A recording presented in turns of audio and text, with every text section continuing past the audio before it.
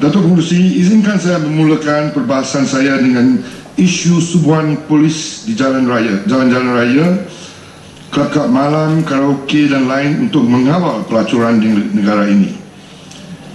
Kepada sesiapa yang sering mengikuti laporan akhbar atau TV, cerita mengenai bar dan kelab-kelab karaoke yang terus menjalankan perniagaan walaupun telah beberapa kali serbu dianggapkan sebagai bukan lagi bahan berita. Dalam bahasa Inggeris adalah is no longer news dengan izin. Umum juga sering diberitahu oleh agensi-agensi penguatkuasaan bahawa warga asing yang menjadi pelayan, tetamu atau GRO ataupun yang ditemui di bar-bar turut disyaki menjadi pelacur. Di Dewan ini pada 4 Oktober lalu, Timbalan Menteri Dalam Negeri Yang Berhormat Datuk Wira Abdul Samad memberi butiran mengenai jumlah gadis asing yang ditangkap dalam pelbagai operasi oleh polis. Menurut maklumat yang diberikan, jumlah ialah 12,631 pada tahun 2010 dan 11,832 tahun lepas. Mereka juga dikatakan terlibat dalam pelacuran. Angka-angka tersebut ada amat dikhawatirkan. Kalau berpandukan kepada kekelapan operasi dan jumlah gadis-gadis yang ditangkap, usaha-usaha dari pihak polis ini boleh kita sifatkan sebagai memberangsangkan. Begitu juga dengan usaha-usaha oleh immigration. Tetapi satu maklumat yang bagi saya amat penting untuk memberi gambaran menyeluruh mengenai keadaan sebenar untuk kita melihat isu ini dalam perspektif yang betul tidak pernah diberikan kepada umum. Soalan penting ini juga tidak pernah ditanya oleh sesiapa, termasuk Yang Berhormat sama ada ataupun para wartawan yang mengikuti sebuan-sebuan atau pada sidang-sidang akhbar. Jadi pada hari ini saya ingin mengemukakan soalan kepada Yang Berhormat Timbalan Menteri KDM. Dalam begitu ramai gadis-gadis asing sejumlah 11,832 orang yang ditangkap pada tahun 2011, berapa ramai pula yang dibawa ke mahkamah, didapati bersalah dan dihantar pulang atau kena deport? Terus terang saya tidak hairan jika bilangannya terlalu kecil berbanding jumlah yang ditangkap. Itu pun jika ada yang dibawa ke mahkamah. Kalau tidak, seberapa timbul pula persoalan kenapa begitu? Wahal kita diberitahu bahawa mereka disyaki terlibat dalam pelacuran, tidak cukup bukti atau mustahil untuk membuktikan perlibatan ini di mahkamah. Kalau begitu, kenapa serbuan terus dijalankan? Bukankah ini merugikan masa dan titik peluh dan menjadikannya satu usaha sia-sia? Ataupun alasan-alasan tertentu sebab wanita asing tidak dibawa ke mahkamah atau tidak dideport? Saya tahu perkara ini, Yang Berhormat Menteri tahu, saya rasa Timbalan Menteri tahu kenapa. Kerana ada unsur-unsur tertentu, ya. Saya tak masuk sebab pihak polis saya harap sedar dirilah dalam perkara ini, ya. Ini sebenarnya kesalahan immigration, tetapi jarang sekali polis membawa sama immigration, pegawai immigration untuk mengesahkan butiran mengenai pasport atau visa, walaupun kuasa dan kepakaran untuk mengesahkan hal-hal mengenai pasport dan visa ada pada immigration. Apakah kita semua sudah lupa kejadian yang melibatkan operasi besar-besaran oleh IPD Brickfield beberapa tahun dulu yang melibatkan warga negara India yang kebanyakan disahkan kemudiannya oleh immigration sebagai mempunyai permit bekerja sah. Cara kita menjalankan operasi ini telah mencetuskan kontroversi hubungan diplomatik bagi serius, sehingga kerajaan India mengacam untuk mengenal pelbagai tindakan balas. Jika jangkaan saya bahawa jumlah gadis-gadis asing ini yang dibawa ke pengadilan dan didapati bersalah amat kecil, maka tidakkah lebih manfaat jika agensi-agensi berkuasaan menerbur lebih perhatian kepada isu-isu jenayah berkaitan keselamatan umum dan keselamatan negara? Agensi penguatkuasa seperti pihak polis, immigration, custom, peguam negara, bank negara dan lain-lain, kita seharusnya menentukan apa isu yang perlu diutamakan, meneliti kesan setiap operasi yang dijalankan supaya waktu dan sumber yang digunakan dengan lebih wajar. Tuan Pengerusi, bagi saya, keselamatan negara ini yang telah dijejaskan oleh kemasukan dana asing ke negaraku ini adalah perkara yang penting sekali. Without comparison dengan ini, seperti saya nak sambung daripada sahabat saya daripada Jasin, Yang Berhormat Jasin, tetapi tidak dipedulikan oleh KDN, polis, bank negara, peguam negara dan lain-lain. Kerajaan telah gagal dalam menjaga keselamatan negara ini. Tuan Pengerusi, Datuk Pengerusi, izinkan saya merakamkan dalam Dewan yang mulia ini bahawa pada 5 hari bulan November 2001, saya telah membantangkan satu usul di bawah Peraturan Mesyuarat 18.1 untuk menangguhkan Dewan membincang perkara tertentu berkepentingan awam dan perlu disegerakan, iaitu dana asing telah masuk dalam negara ini tanpa diisytiharkan oleh perdana dan atau penerima dan tanpa dapat dikesan oleh pihak berkuasa sebagai bank negara, risikan polis, risikan tentera, custom dan pejabat peguam negara dan Kementerian Dalam Negeri. Duka cita dimaklumkan, Tuan Pengerusi, Datuk Pengerusi, bahawa saya percaya usul ini di bawah Peraturan 18.1 dengan penuh dengan kriteria 3 muka surat, tetapi ditolak by a stroke of a pen, dengan izin oleh Tuan Yang di-Pertua Dewan, tanpa memberikan peluang kepada saya untuk membaca teks-teks usul saya seperti yang diamalkan dalam Dewan yang mulia ini. Sebelum ini kita ada peluang membaca teks usul walaupun ditolak, tetapi sekarang sudah ada konvensi yang terbaru. Tuan Pengerusi, jika usul tersebut terlibat dana asing masuk ke dalam negara untuk tujuan tertentu dan to cause unrest and ultimately regime change dengan izin, adalah tidak mematuhi ketiga-tiga syarat perkara tertentu berkepentingan awam dan perlu disegerakan. Berani saya cakap dengan terus terang bahawa Parlimen perlu memansuhkan Peraturan 18.1 kerana tiada lagi ada perkara-perkara yang negaraku ini lebih penting daripada dana asing masuk ke negaraku. Seperti saya mengusulkan pada 5 November 2001, usul saya yang berbunyi,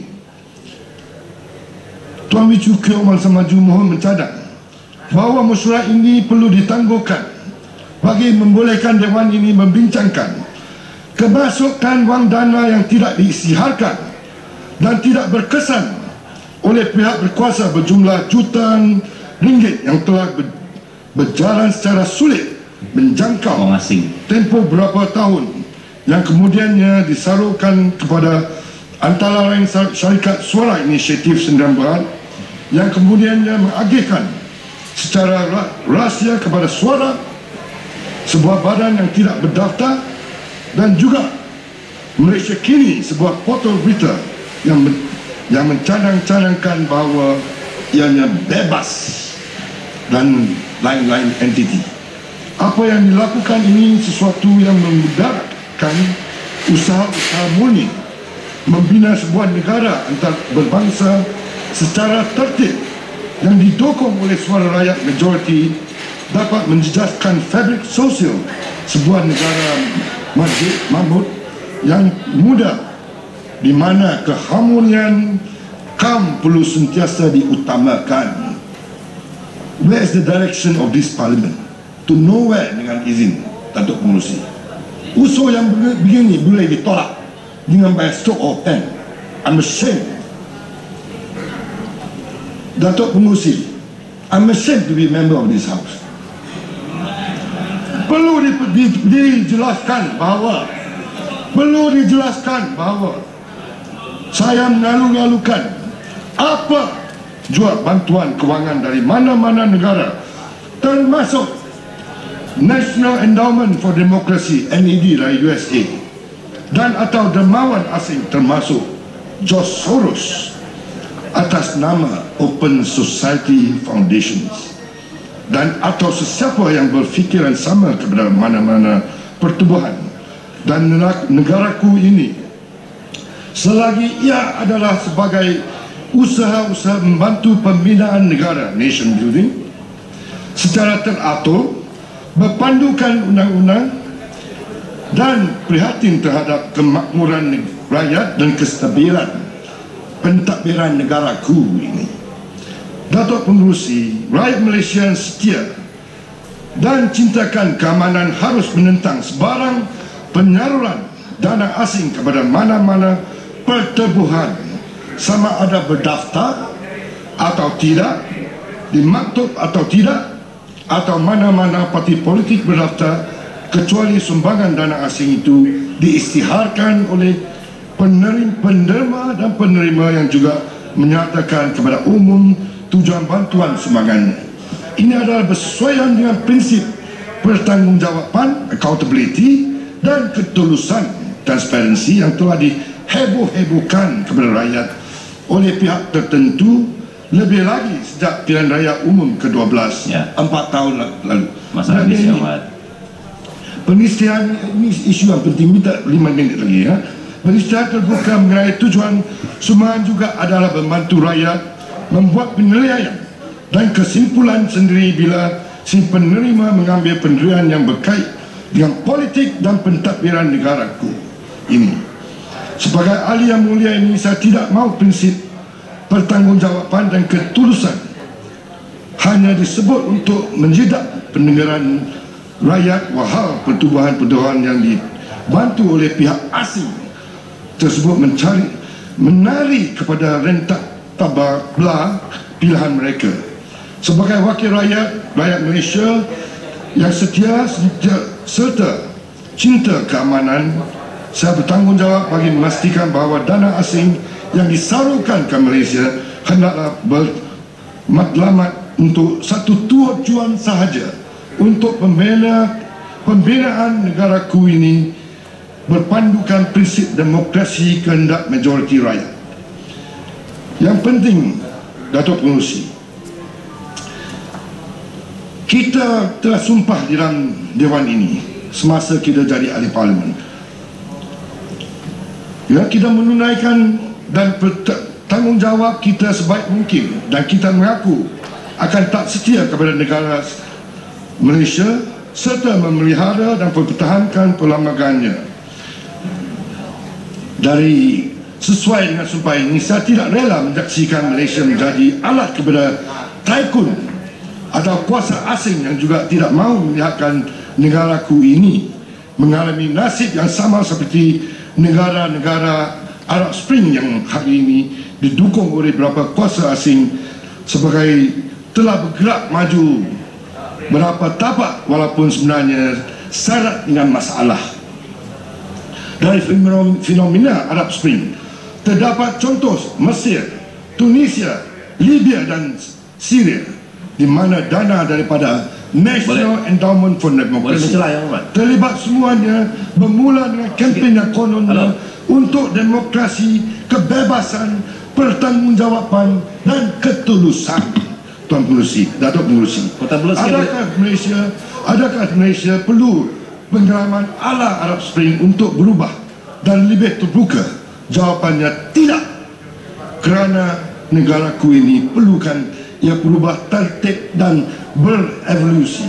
Malaysia tidak sedikit lagi yang sebab saya nak baca ni, sebab saya ada ni surat daripada Zen & Co ni ditulis oleh Amir kepada William Bodong pada tarikh 10 Disember, ya, telah mengumumkan, izinkan saya mentik di sini.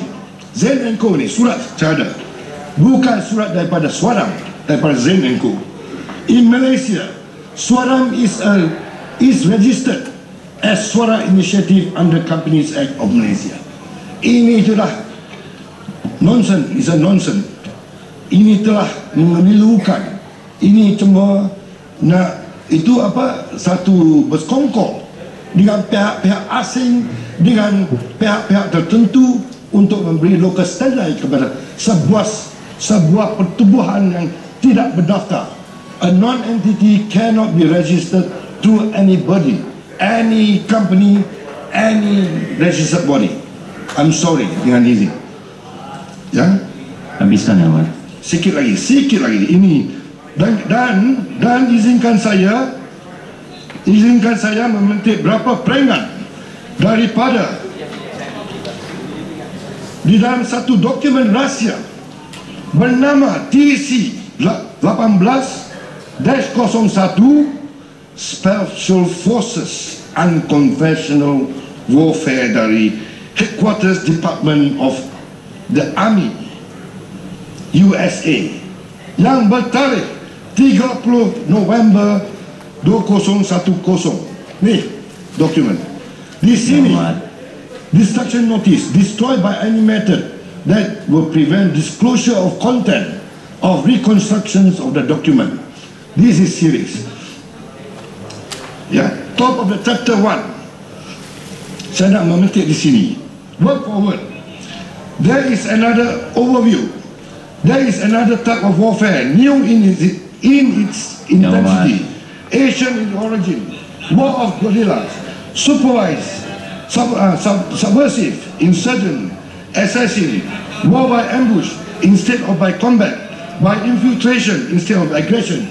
Nak jaga USA ke? Seeking victory by eroding and exhausting the enemy instead of engaging them. It preys on unrest. President John F. Kennedy 1962. This is a keyword. The keyword it preys on unrest. Maksudnya ia memanfaati dari kekecohan. Inilah kehendak puak-puak derhaka. Terima kasih, Muhammad. Dokumen rahsia ini boleh didapati dari seorang penulis warga negara USA iaitu Nili Bowie atas tiket PKR dan menang lompat. Itu yang khianat, itu yang derhaka. Awak jangan cakaplah pasal derhaka. You don't know the meaning of loyalty. You don't know the meaning of people struggle. You don't know the meaning of truth. You don't know the meaning of justice. Janganlah awak nak berdua-dua. Awak cakap pasal khianat lah, derhaka lah. Yang khianat awak yang pertama khianat. The first. Bangsa Maju habis masa ya, Muhammad. I cannot give any more time, no, Bangsa Maju. Datuk Pengurusi, silakan habiskan. Duduklah Bangsa Maju, duduklah ya. Datuk Pengurusi, silakan duduk. Datuk Pengurusi, duduklah ya, Muhammad. Habis masa ya, Muhammad. Ya, sekali. Marilah yang Muhammad, kita mesti sekatkan rejim change. Marilah kita, inilah. Kita adalah bukan negara dan penerima tertentu dan Malaysia Bangsa Maju duduk. sangat lupa di dalaku rakyat itu bersatu dan maju, rakyat bahagia, Tuhan kurniakan raja kita selamat datang, selamat bahagia, Tuhan kurniakan raja kita selamat baca pun ucapan pun baca, bukan tahu apa. Kita mesti nyanyi negara Betul, Janganlah seperti ini. Kita semua perlu berdiri This is untuk a menyuarakan kepentingan negara kita. This is a Ini adalah dahaka negara. This is a disgrace. Isu yang penting ini. Ini Ini semua dahaka negara.